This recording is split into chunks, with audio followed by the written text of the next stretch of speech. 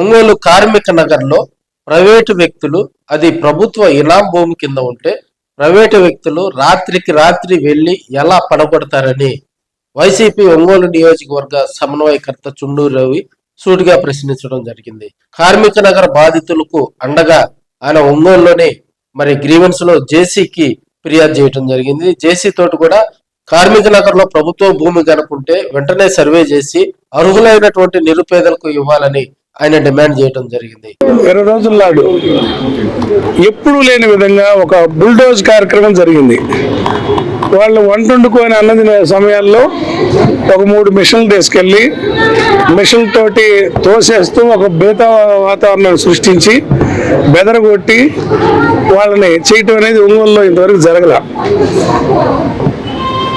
ఈ సంఘటన జరిగిన రోజులైతే వాళ్ళు అక్కడే అన్నం వండుకుంటా మాకు న్యాయం చేయండి అయ్యా, ఇది ప్రభుత్వ భూమి అని వాళ్ళు క్లెయిమ్ చేస్తున్నారు. ప్రభుత్వ భూమి అవునా కాదా అనేది అధికారులు తేల్చాలి. అధికారులు మిన్నకుండా ఉంటే మీరు చేసింది తప్పు అనేది భావన, వాళ్ళ వాదన కరెక్ట్ అని. అధికారులు ఎవరిదో సర్వే చేసి ప్రభుత్వ భూమి ప్రైవేటు భూమి తేల్చి, ప్రభుత్వ భూమి అయితే అక్కడ ఎంత మాత్రం ప్రభుత్వ భూమి ఉన్నా వాళ్ళు అక్కడ నివాసం ఉంటున్నారు కాబట్టి ఏళ్ల తరబడి పేదలకు ఎక్కడైనా ఇచ్చే స్థలాలే కదా, మీరు ఆ ప్రభుత్వ భూమిని వాళ్ళకి పట్టాలు ఇప్పియాలని కోరుతా ఉన్నా.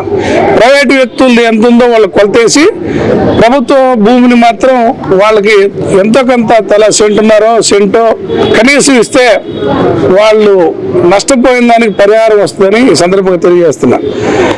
మీరు తెలిసి తెలియనట్టుగా పేదల్ని నిరంకుశంగా తోలేసి, అంటే ఒక నిర్లక్ష్యంగా వాళ్ళు అలో లక్ష్మణాన్ని 20 రోజుల నుంచి కొట్టుకుంటుంటే అక్కడే పడి ఎండకు పడి ఎవరొచ్చి మమ్మల్ని రక్షిస్తారని ఎదురు చూస్తుంటే వాళ్ళ మాటల్లో అయ్యా జనార్దనం, అయ్యా చంద్రబాబు, అయ్యా పవన్ కళ్యాణ్ అని అంటున్న మాటలు మీకు వినపడవా? వాళ్ళకి అసలు ఏది న్యాయం ఏది అన్యాయమో తెలియజేయాలి కదా. న్యాయాన్యాయాలు తేల్చి వాళ్ళకి అన్యాయం జరిగితే వాళ్ళకి న్యాయం చేయండి, లేదంటే ఇంకో చోట న్యాయం చేయండి.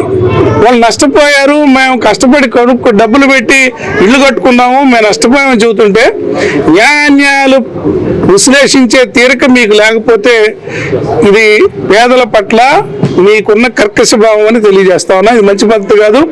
మేము కలెక్టర్ గారికి కలిసి ఈరోజు ఆ భూమిని కొలతలేసి ఎవరితో తేల్చి ప్రభుత్వ భూమి ఉంటే వాళ్ళకి ఇవ్వమని మేము కోరటమైందని ఈ సందర్భంగా తెలియజేస్తున్నాం.